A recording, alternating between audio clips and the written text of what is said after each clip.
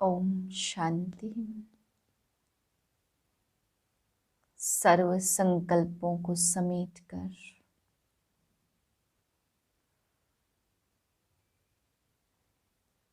मन और बुद्धि को एकाग्रचित करें।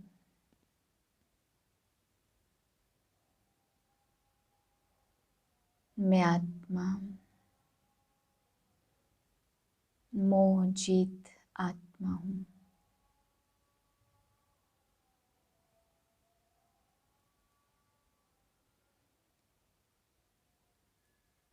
परम पवित्र आत्मा हूँ। एक बाप की याद में समाई हुई हूँ।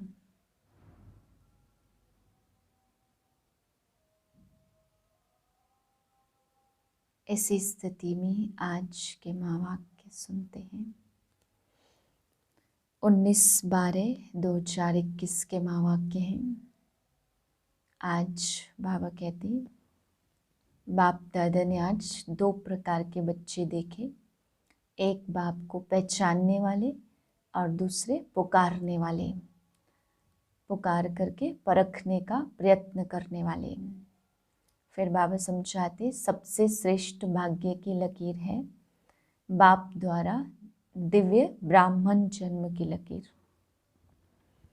फिर बाबा समझाते, हर एक के मस्तक पर विशेष बाबा ने 4 प्रकार के भाग्य की लकीरें देखी।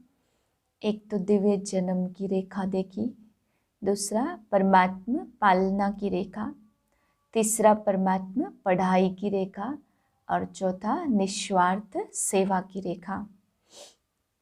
आगे बाबा समझा रहे, सेवा की विशेषता है जो ब्रह्मा बाप के साकार रूप में अंतिम वरदान रूप में स्मृति दिलाई कि निराकारी, निर्विकारी और निरहंकारी। फिर बाबा समझा रहे, लास्ट समय अगर अशरीरी बनने की बजाय सेवा का भी संकल्प चला तो सेकंड के पेपर में फेल हो जाएंगे। फिर बाबा समझा रहे, माया जीत बनने का सहज साधन सदा प्राप्तियों से भरपूर हो। टॉपिक है दिव्य ब्राह्मण जन्म के भाग्य की रेखाएं। आज विश्व रचयिता बाप दादा अपने विश्व की सर्व मनुष्यात्माओं रूपी बच्चों को देख रहे हैं। सर्व आत्माओं में अर्थात सर्व बच्चों में 2 प्रकार के बच्चे हैं। एक है बाप को पहचानने वाले और दूसरे है पुकारने वाले, बाप परखने का प्रयत्न करने वाले। लेकिन हैं सभी बच्चे, तो आज दोनों प्रकार के बच्चों को देख रहे थे। सर्व बच्चों में से पहचानने वाले व प्राप्त करने वाले बच्चे बहुत थोड़े हैं और पहचान करने के प्रयत्न करने वाले अनेक हैं। पहचानने वाले बच्चों के मस्तक पर श्रेष्ठ भाग्य की लकीर चमक रही है। सबसे श्रेष्ठ भाग्य की लकीर है बाप द्वारा दिव्य ब्राह्मण जन्म की। दिव्य जन्म की रेखा अति श्रेष्ठ चमक रही है।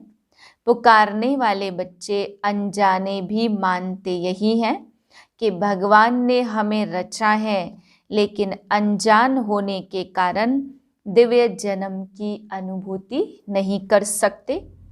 आप भी कहते हो हमें बाप दादा ने दिव्य जन्म दिया, वह भी कहते भगवान ने रचा, भगवान ही रचता है और भगवान ही पालनहार है। लेकिन दोनों के कहने में कितना अंतर है। आप अनुभव से, नशे से, नॉलेज से कहते हो कि हमको बाप दादा माता पिता ने रचा अर्थात ब्राह्मण जन्म दिया। रचता को, जन्म को, जन्म पत्री को, दिव्य जन्म की विधि और सिद्धि सबको जानते हो। हर एक को अपना दिव्य जन्म का बर्थडे याद है ना। इस दिव्य जन्म की विशेषता कौन सी है? साधारण जन्मधारी आत्माएं अपना बर्थडे अलग मनाती, फ्रेंड्स डे अलग मनाती और पढ़ाई का दिन अलग मनाती और आप क्या कहेंगे? आपका बर्थडे भी वही है और मैरिज डे भी वही है और पढ़ाई का दिन भी वही है। मदर डे कहो, फादर डे कहो, इंगेजमेंट डे कहो, सब एक ही है। ऐसा दिव्य जन्म कब सुना? सारे कल्प में ऐसा दिन आप आत्माओं का फिर कभी नहीं आता। सतयुग में भी बर्थडे और मैरिज डे एक ही नहीं होगा। लेकिन इस संगम युग के इस महान जन्म की यह विशेषता भी है और विचित्रता भी है। वैसे तो जिस दिन ब्राह्मण बने वही जन्मदिन और वही मैरिज दिन है, क्योंकि सभी यही वायदा करते हो, एक बाप दूसरा न कोई।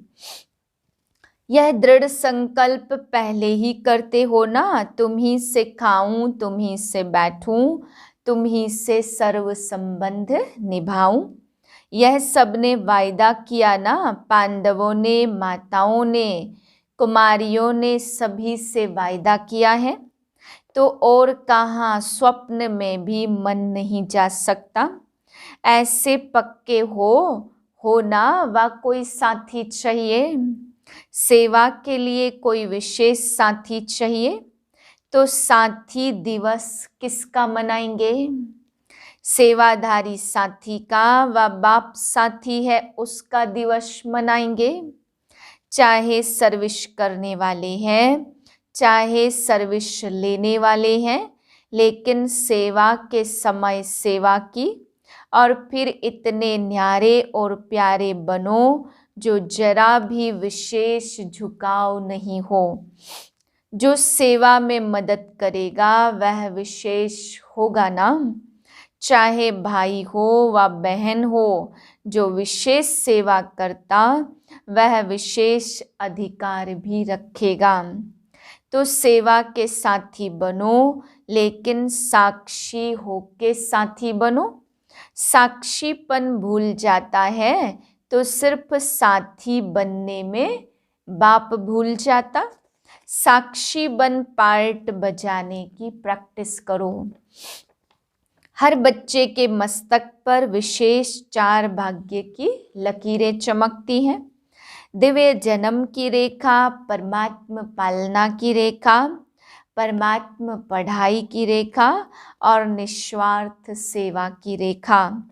सभी के मस्तक में चारों ही भाग्य की रेखाएं चमक रही हैं, लेकिन चमक में और सदा एक रस वृद्धि को प्राप्त करने में फर्क होने के कारण चमक में अंतर दिखाई देता।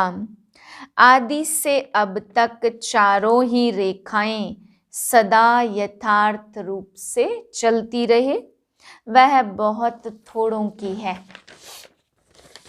बीच बीच में कोई न कोई बात में भाग्य की लकीर या तो खंडित होती है व चमक कम होती है, स्पष्ट नहीं होती।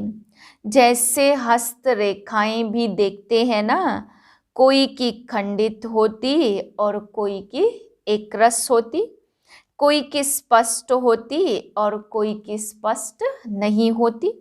बाप दादा भी बच्चों के भाग्य की रेखा को देखते रहते।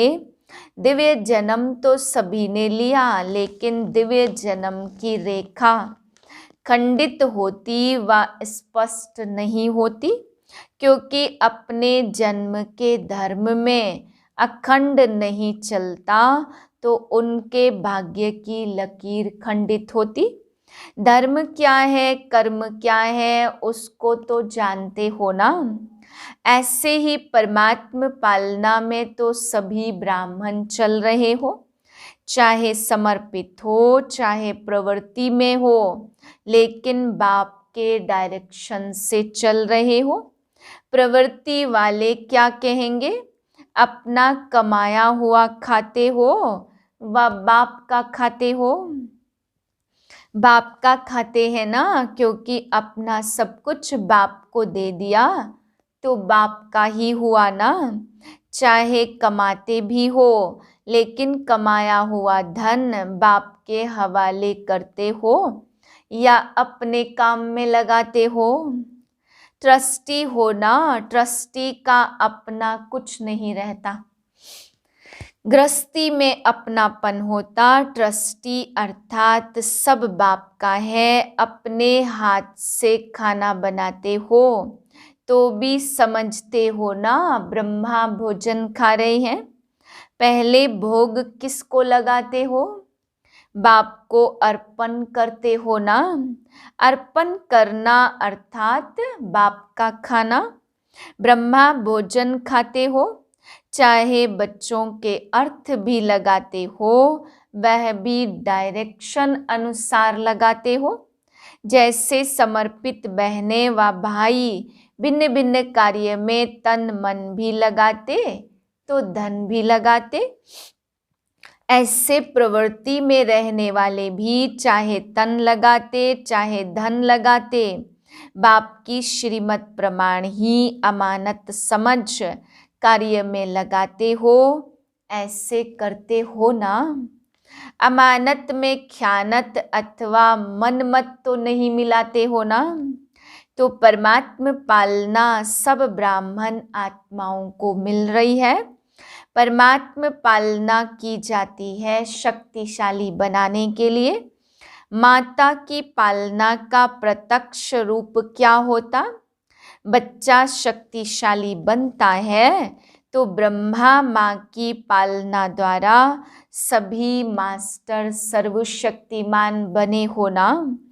लेकिन कई बच्चे सदा शक्तियों को कार्य में लगाते और कोई बच्चे प्राप्त शक्तियों को अर्थात पालना को कार्य में नहीं लगाते, अर्थात पालना को प्रैक्टिकल में नहीं लाते।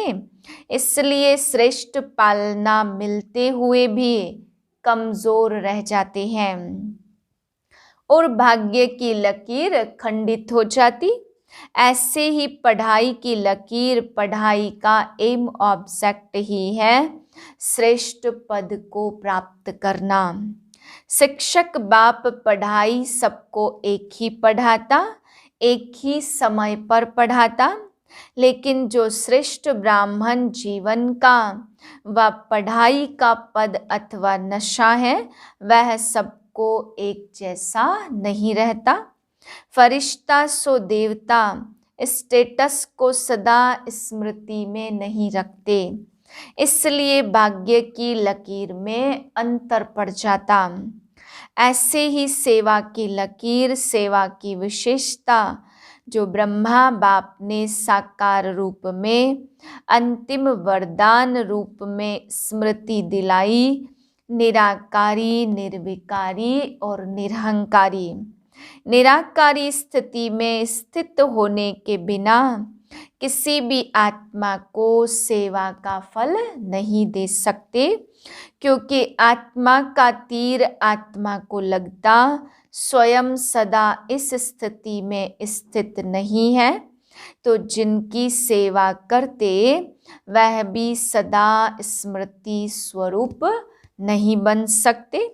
ऐसे ही निर्विकारी कोई भी विकार का अंश अन्य आत्मा के शूद्र वंश को परिवर्तन कर ब्राह्मण वंशी नहीं बना सकता।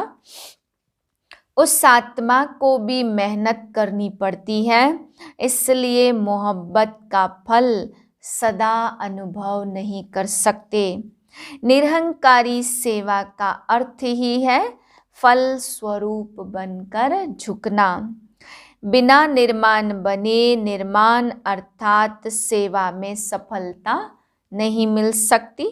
तो निराकारी, निर्विकारी और निरहंकारी इन तीनों वरदानों को सदा सेवा में प्रैक्टिकल में लाना, इसको कहते अखंड भाग्य की रेखा। अब चारों ही भाग्य की रेखाओं को चेक करो कि अखंड है या खंडित है, स्पष्ट है या अस्पष्ट है। कोटों में कोई तो बन गए हैं, लेकिन बनना है कोई में भी कोई।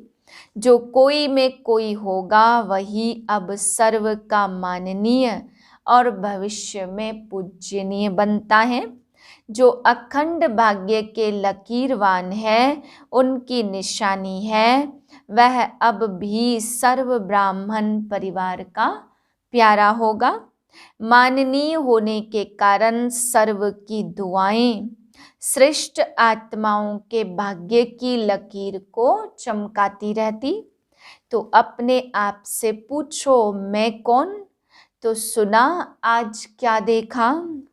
दुनिया वाले कहते हैं पालनहार है, जन्मदाता है, लेकिन जन्मदाता का परिचय ही नहीं है। और आप नशे से कह सकते हो कि जन्मदाता परमात्मा कैसे है, पालनहार परमात्मा कैसे है। ब्रह्मा माँ की पालना भी मिल रही है और बाप की श्रेष्ठ मत पर योग्य आत्माएं बन गए। बाप बच्चे को योग्य बनाता है और माँ शक्तिशाली बनाती है। दोनों अनुभव है ना। अच्छा, गीता पाठशाला वाले ज्यादा आए हैं। गीता पाठशाला वाले कौन हुए? गीता का ज्ञान सुनने वाले हे अर्जुन है। अर्जुन समझकर गीता ज्ञान सुनते हो या अर्जुन दूसरा है? मैं अर्जुन हूँ यह समझते हो? सदैव यह अनुभव करके सुनो, मैं अर्जुन हूँ। मुझे विशेष भगवान गीता का ज्ञान सुना रहा है। गीता पाठशाला वाले तो सबसे नंबर 1 निकल जाएंगे। इस विधि से सुनो तो आगे चले जाएंगे। टीचर्स को बिजी रहने के लिए गीता पाठशालाएं अच्छी हैं। गीता पाठशाला चक्रवर्ती भी बनाती और बिजी भी रखती, वृद्धि भी अच्छी होती, मेहनत कम लेते और मददगार ज़्यादा बनते हैं। बलिहारी तो पाठशाला वालों की है, इसलिए गांव वाले बाप को प्यारे लगते। बड़े स्थानों पर तो माया भी बड़े रूप की आती है और गांव वालों को माया भी गांव वाली आती है, इसलिए बहुत अच्छे हो गांव वाले। ज़्यादा संख्या कहाँ की है? लेकिन अभी तो सब मधुबन निवासी हो। सभी टीचर्स की परमानेंट एड्रेस कौन सी है? मधुबन है ना। वह दुकान है, यह घर है। ज़्यादा क्या याद रहता, घर या दुकान? कोई कोई को दुकान ज़्यादा याद रहती, सोएंगे तो भी दुकान याद आएगी। आप लोग जहाँ चाहो बुद्धि को स्थित कर सकते हो। सेवा केंद्र पर रहते भी मधुबन निवासी बन सकते और मधुबन में रहते भी सेवाधारी बन सकते हो। यह अभ्यास है ना। सेकंड में सोचा और स्थित हुआ। यह है टीचर्स के स्थिति की विशेषता। बुद्धि भी समर्पित है ना, या सिर्फ सेवा के लिए समर्पित हो? समर्पित बुद्धि अर्थात जहाँ चाहे जब चाहे वहाँ स्थित हो जाए। यह विशेषता की निशानी है, बुद्धि सहित समर्पित। ऐसे हो ना, या बुद्धि से आधी समर्पित है और शरीर से सारी है। कोई कोई टीचर भी कहती है योग में बैठते हैं तो आत्म अभिमानी होने के बदले सेवा याद आती है।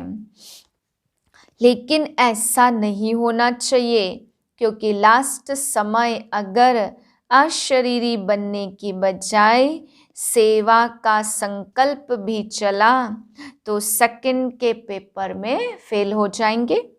उस समय सिवाय बाप के निराकारी, निर्विकारी, निरहंकारी और कुछ याद नहीं। ब्रह्मा बाप ने अंतिम स्टेज यही बनाई ना, बिल्कुल निराकारी। सेवा में फिर भी साकार में आ जाएंगे। इसलिए यह अभ्यास करो, जिस समय जो चाहे वह स्थिति हो नहीं तो धोखा मिल जाएगा। ऐसे नहीं सोचो सेवा का संकल्प आया, खराब संकल्प विकल्प तो नहीं आया, लेकिन कंट्रोलिंग पावर तो नहीं हुई ना। कंट्रोलिंग पावर नहीं तो रूलिंग पावर भी नहीं आ सकती। फिर रूलर बन नहीं सकेंगे, तो अभ्यास करो। अभी तो बहुत काल का अभ्यास चाहिए, इसलिए हल्का नहीं छोड़ो। तो सुना टीचर्स को क्या अभ्यास करना है। टीचर्स बाप को फॉलो करने वाली है। 3 वरदान याद रखो। अंतिम वरदान बहुत शक्तिशाली है। इन 3 वरदानों को सदा स्मृति में रखते प्रैक्टिकल में आओ तो बाप के दिल तख्त और राज्य तख्त के अधिकारी जरूर बनेंगे।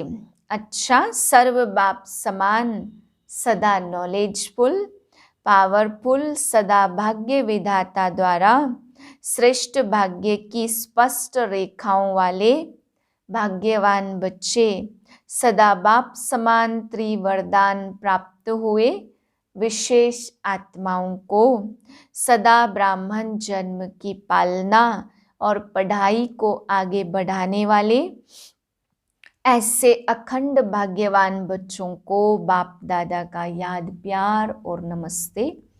हम रूहानी बच्चों की रूहानी बाप को नमस्ते। अव्यक्त बाप दादा की जॉन वाइज बच्चों से मुलाकात, महाराष्ट्र ग्रुप। सदा अपने को सर्व प्राप्तियों से भरपूर अनुभव करते हो, कभी खाली तो नहीं हो जाते, क्योंकि बाप ने इतनी प्राप्तियां कराई हैं। अगर सर्व प्राप्ति अपने में जमा करो तो कभी भी खाली नहीं हो सकते।